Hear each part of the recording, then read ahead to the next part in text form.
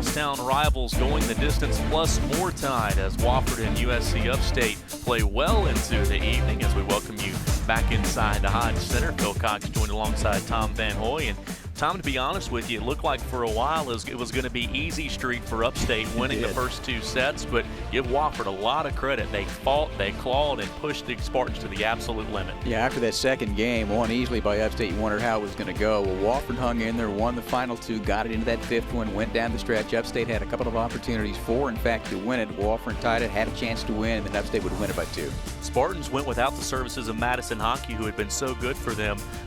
Didn't have her out there, but still able to get the win. Yeah, you wondered how they would play. She's been so instrumental in their success so far, and they were able to hang in there and do it. Taking a look at some of the high points in this match tonight, there were a lot for both sides this evening. Wofford and USC Upstate took the Terriers a little while to get warmed up, but they eventually got into their element out there. Yeah, it was a close game for the first set, and then the second game it was all Upstate, and then Wofford kind of, you know, they buckled down, bowed up, and they played well. And then the next couple, and you'll see some of the outstanding plays here as well. And we saw a lot of different players for both teams really get after tonight. It was exciting volleyball here this evening from the Hodge Center.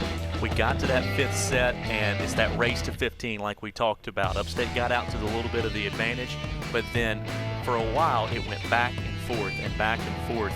And an amazing finish between a couple of teams that just did not want to lose. Yeah, you take a look at them here. I mean, there was a chance there for both teams to win. Upstate had more than their share, and then finally would be able to put it away. You see some of the fine plays as you go down the stretch here, and by both teams, and the set there, and then Shearer able to drive that ball home there, and just hung in there. Wofford provided an opportunity for themselves right there. As you see Miller go up and knock one down hard.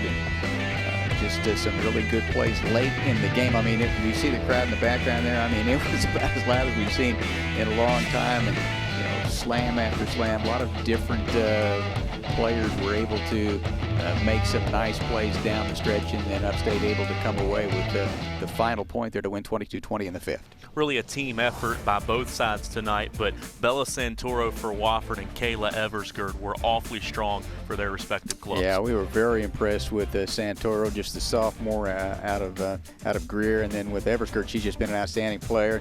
Had to stop it really early on because of her wrist and retape it. You take a look at some of the numbers there. Eversgerd would end up with 3 double-doubles, including 16 and 19 in what was the fifth game that was supposed to go to 15. So these two young women had outstanding nights tonight for respective ball clubs. Taking a look at Santoro and Eversgerd, then the team comparison, how that matched up. You look at the statistics for both sides. Your thoughts on that? Well, the hitting percentages by either side not all that good at 162 to 139, but then look at that. I mean, you can look at the digs and see how hard and how often they were able to get balls back in play and make it an effective situation there. The assists, you look at the Spartans, 64 to 52, they've been very good. And then the Aces has always been, so far this season, been one of the positives, and it was again tonight for Upstate, particularly down the stretch. When these two teams met in 2014, it was an absolute treat over the Benjamin Johnson Arena. Another classic tonight between the Terriers and the Spartans. Tom, conference play ready to get going, but both these teams, I think, tonight showed flashes that they can be really good heading into conference play. Well, both are preseason number 7. I think they're going to be better than that. I mean, it was highly emotional. It was intense. It was a great atmosphere for college women's volleyball here tonight. One team now 12-4, Upstate 7-8 for Wofford. But I think those teams are going to win some down the stretch as they get into ASUN and also get into Southern Conference play. As far as Upstate is concerned, they'll be back home October 2nd to welcome in the North Florida Ospreys to the Hodge Center. That's a 6 o'clock start from the Hodge Center. For Tom Van Hoy, I'm Phil Cox. Thanks for watching.